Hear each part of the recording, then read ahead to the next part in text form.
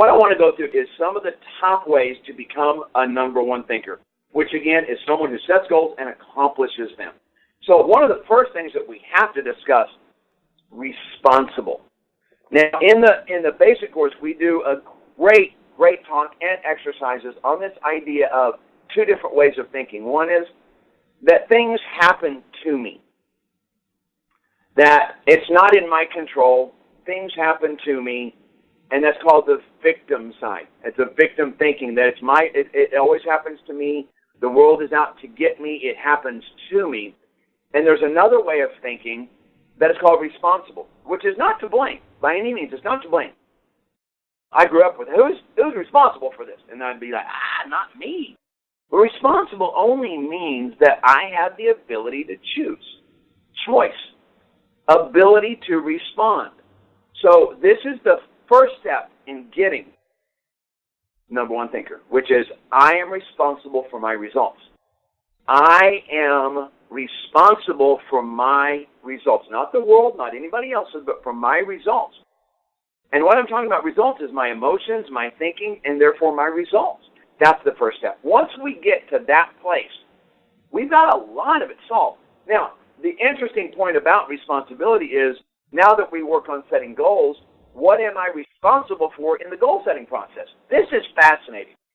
I love this topic because I'm responsible for all of it. Well, think about it. We're really not. We do have a responsibility, yet there's another part that has responsibility also. Let's do it this way. So if you've ever used a GPS system, if you think about how the GPS works, is for it to work effectively, you've got to start with putting the end destination in first. So I've got to put the address of the location of where I'm attempting to find.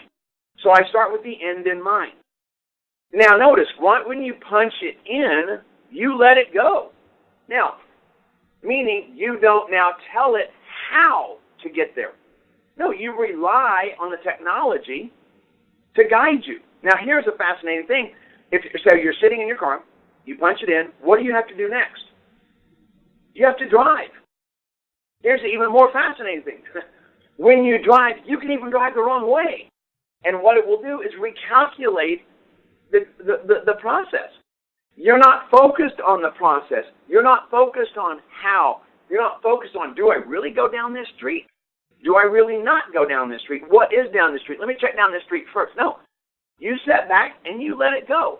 That's what a lot of us have off when it comes to goal setting, is we think it's our job to set the goal and then to micromanage it.